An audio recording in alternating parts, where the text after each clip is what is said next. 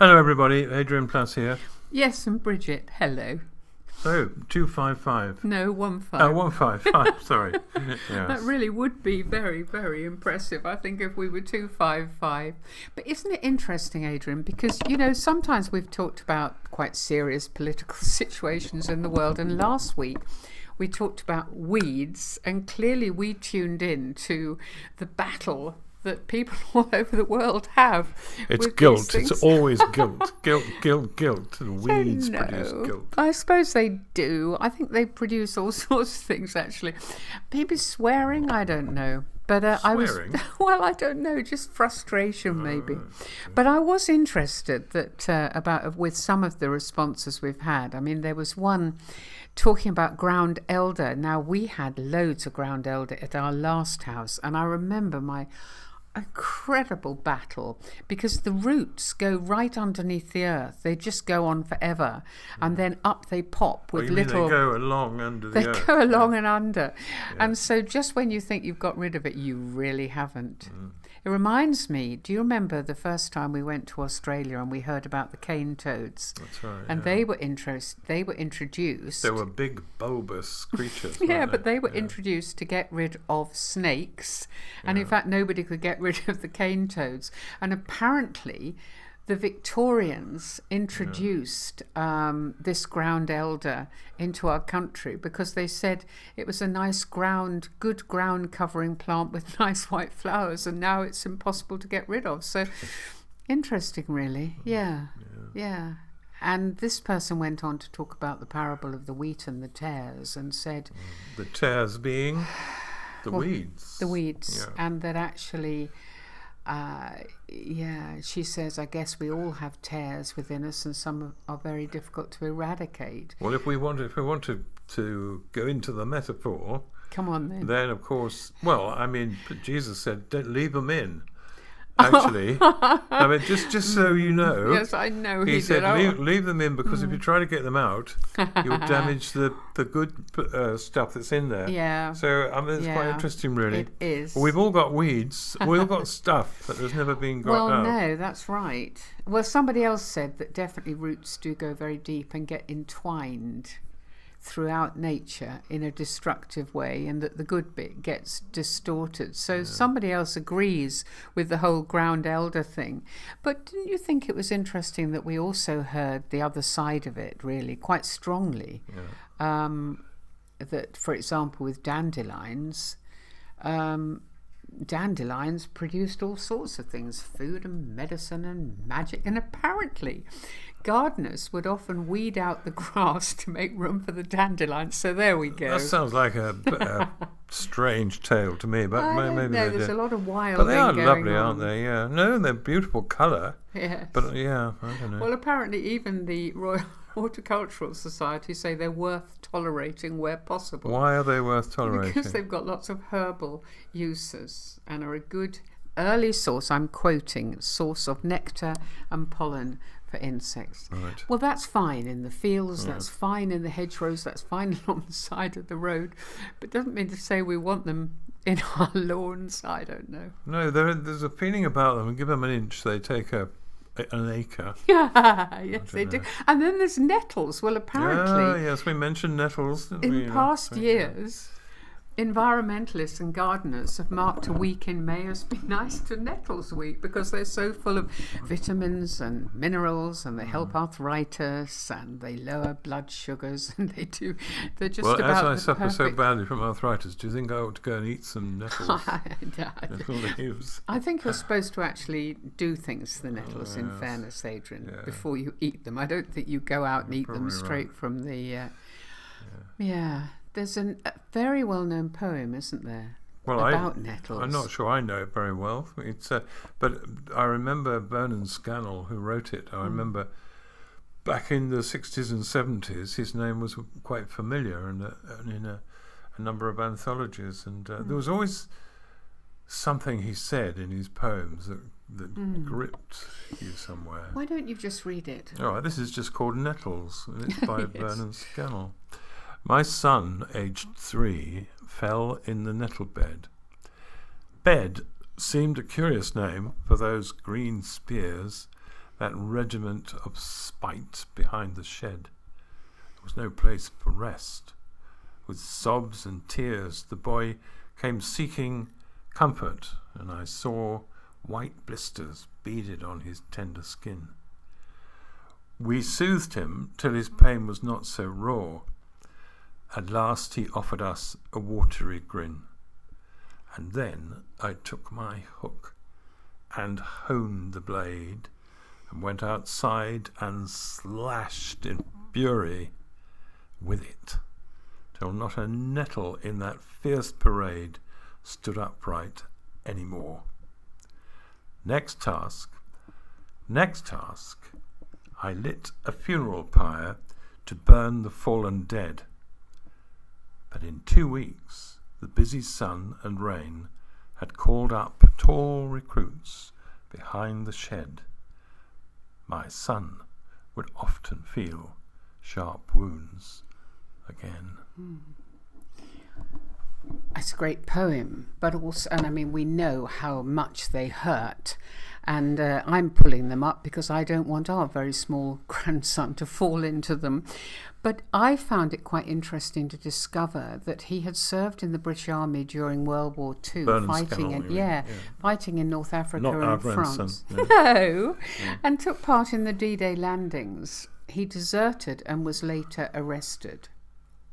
Now that's very interesting, isn't it? So when he sees these nettles, he treats them as though they are the enemy, to be fought, to be smashed, to be burnt, to be removed. But it's interesting, isn't it? Because actually, as he says, 2 weeks, busy sun and rain called up the tall recruits behind the shed, and there they are again. And that is sometimes what happens. I mean, maybe I'm tuning into what Jesus said, because if you really tackle things head on and you think, I'm going to eradicate this. I think it's a real dilemma. And I have it a bit in myself at the moment that I can't help now looking back over. I mean, I've been alive for 75 years. And I look back and I think of things that I wished I'd not done or not said.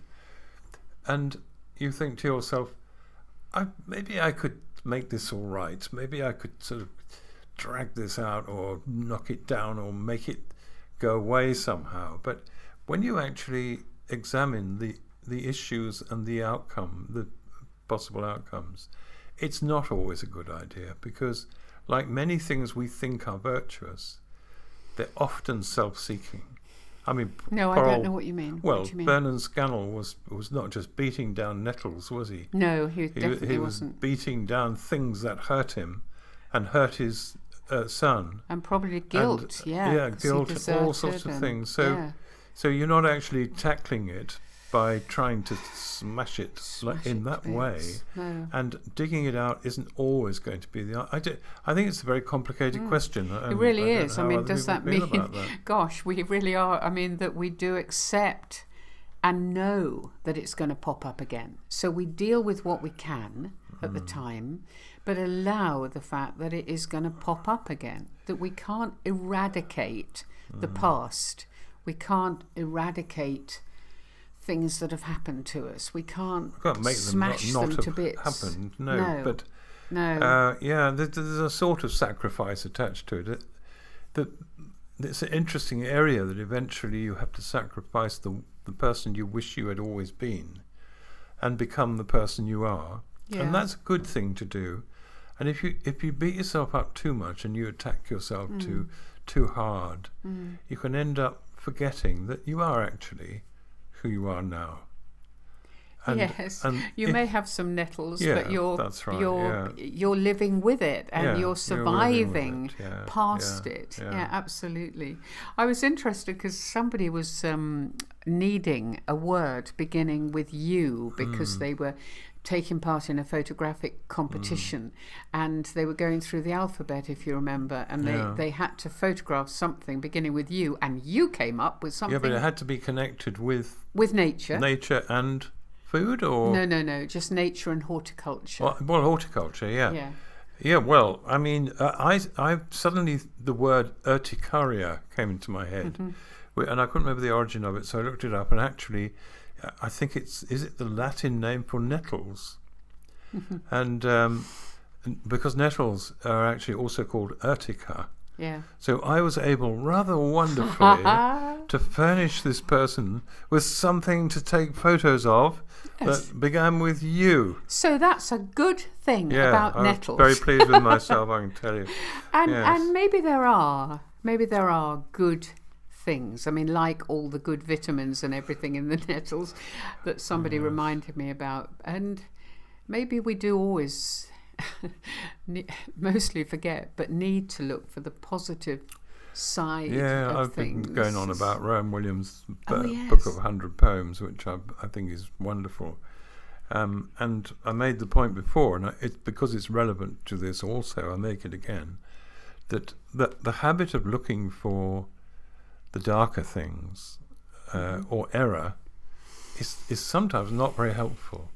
What he seems to do in his examination of those poems is to look for the truth wherever you find it. And for instance, I mean, I'm not going to quote anything, but something happens to somebody, they feel terrible about the fact that it happened. They wonder how they can survive as a human being because it was so, or whatever it is. And actually, there are going to be things within that might be redemptive for you. So it mustn't be ignored in that way. I'm sure that's so. And we had a little mention in an email from Australia that thankfully among the weeds there are some lovely blossoms and leafy things that are happening in this person's life.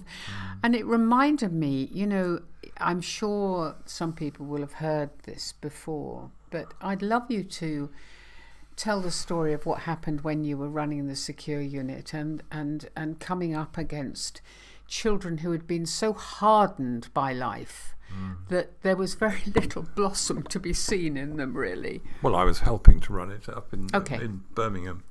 And, of course, some of these were very tough kids. They were teenagers, and they'd all been through very difficult times, and some of them had done some horrible things. But well, it was that sad, mad, bad thing that you talked about before. Starts by something horribly sad happening, then they go through being very disturbed, and then often end up very delinquent, angry, hardened by their lives. And punished, And punished, and probably right. But it's very complicated. But on this occasion, a lady came in. I don't think we'd organised it. Perhaps we wouldn't have wanted it if we'd known. But she came in to help them make stuffed toys. Now, if you'd asked me, I think I might have said, this is not going to really work with these kids. There were only 7 in the unit. And they were all teenagers, weren't they? And only about 3 maybe did it, or maybe 4. Okay. But they made rabbits and squirrels, I think, I remember. And they made them for their girlfriends, mothers, whatever. Yeah. With some care, I think. And one of the tasks that we all had in this place, was to lock them up at night, these boys. Yeah. So you go along these very heavy cell doors, say goodnight, shut the door, which was very difficult to shut it without it going bang. Yeah, I can imagine. And then close the spy hole on the door.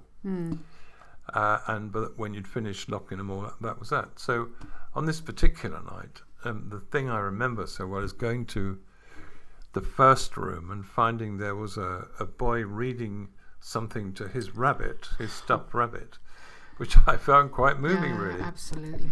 And then in the next one, there's just the boy's head and the squirrel's head on the pillow, falling asleep together. But in the third one, there was a really tough kid who was probably one of the older ones.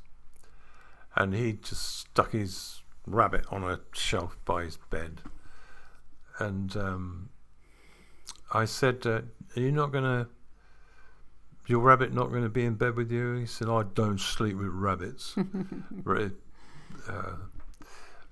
forcefully, more forcefully than that. Yeah, and I'm sure. A bit later on I came back and I looked, I said to him, it's just that I thought you might want to look after your rabbit. It might be lonely Might be sitting cold, out there on the side there. when I come back later, he got a cardboard shoebox, and he'd put the rabbit in the shoebox, and he'd put some soft stuff on top of it to keep it warm. And I thought, it's amazing that this boy who's been brutalized by so many things in his life, somewhere inside him, there is somebody who wants to keep a stuffed rabbit safe tonight. And for those who've given up on themselves and feel that there is no future, I think in all the time I worked with children in care, and you as well, I don't know if I ever met anyone who was lost. I met many who were on the brink, but it was amazing how many times you found something.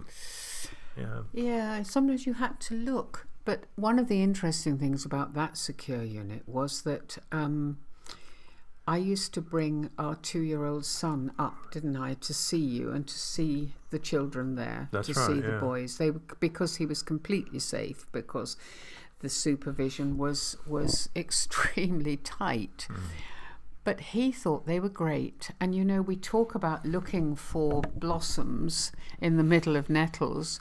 Well, he saw blossoms. He thought they were great. He did, yeah. And for them to discover that somebody respected them, liked them, wanted to be with them, knew them by name, and told them all about the things that were going on in his 2-year-old life, it gave them something very, very, very special. That nobody else could do, because they knew themselves and they knew what they'd done. But it's that looking for beyond the nettles, isn't it, I suppose? And sometimes it is extremely difficult. I know that there would be people listening who've tried and tried and tried and tried and tried to find something soft in somebody. The only thing is, though, that I wrote something a long time ago. We've mentioned everything, haven't we, over the last 3 years? Yes, I'm sure we have. I wrote something about 3-4 people who did something very good for me. And 3 of them were very small things, really. I won't say what they were, but they were small. But I think with every one of those 3, what I really wanted to do, if I'd been able, would be to go back and say, you really helped me that day. You knew the thing you did, the thing you said, the way you helped me, the boy who came and got my cap out of the pond when all the other boys had thrown it in, and then I didn't want to know him because all I wanted was my friends back. I do think, do you remember that thing I wrote years ago about the Hall of Mirrors, where when you look in the mirrors, you see a different shape in every, like in the old fairgrounds, you see a different distortion of yourself. I do remember that because you were talking about somebody who was in care, so it was her own image, the social worker's image, the school image. Everybody sees you differently and has a view, and sometimes would be amazed to find just how different their view was. Well, you don't have a mirror to look in. But one of the things that we have discovered, I think, very seriously, is that if you provide a mirror for somebody to show something they thought they hadn't got, they catch a glimpse of it. And often it's only through ordinary kindness. I know some really kind people who've made me feel so much better about myself, because when they speak to me, I think they seem to really like me, or they seem to appreciate what I do. And that must have been so with Jesus, Adrian, because if you think about something like the woman from Samaria, I mean, she could have felt very judged when you said you've had 5 husbands and you're with somebody who's not your husband now. And there were 2 things that happened. One was, I mean, obviously she was amazed that he knew and therefore felt that he was somebody with remarkable powers, if you like. But it must have been more than that, because she didn't run away and not tell anybody because she was so embarrassed or overwhelmed or upset, or, you know, she went and said, this man knows everything about me. And maybe it was just curiosity that made them come, but I'm not sure. I think there's something about that conversation that made her feel hope. Yeah, And that's what you absolutely. got again and again Yeah. and again and again and And the again. people who came said, we believe because we've seen you and we've met you. Yeah. Before, she told us about it, but now we Yeah. know Yeah. because we've actually Yeah. encountered you. So yeah, I have always felt that Jesus was looking for the little bit of blossom in the middle of the nettles. So when he says to Zacchaeus, I'm coming to your home tonight, he had seen much more than just a little man sitting up in a tree. He'd seen a desire for change and something special to happen. He'd seen beyond the nettles, because most people just saw the nettles. They saw a tax collector who was cheating people. It wouldn't have occurred to them, really. No. There's just one last email I'd love to share, and it's one from Australia. And again, it's about dandelions, right? But I loved his view. Let me just find it. Hold on. He said, I was curious to hear you talking about dandelions. I have the view, now here we go, something different, that dandelions are proof that God exists, because every plant needs a way to spread its seeds around, and dandelions could just blow around in the wind, but God decided, he says, to be cleverer than that. Every time a child sees a dandelion, it picks it off and blows the seeds, spreading them further than just the wind could. Now, this probably drives the serious gardener nuts, as they don't want weeds in the garden, but what it does show us, I think, is the wonderful God decided that dandelions will get special treatment as they interact with the human world. No, some people might not agree. Once again, his logic defies us. But I loved it, and I love the idea, and maybe I will look differently when I see a seed head that's just blown itself all over the garden. I do love the idea that sometime millions of years ago someone said, how shall we spread the dandelions? We get children to blow at them. It's a wonderful thought, isn't it? Wonderful thought. Yeah, I guess Anyway, it is. weeds, dandelions, roots. Yeah. Goodness me. Goodness me. We'll see you next week. We will. Bye-bye. Bye.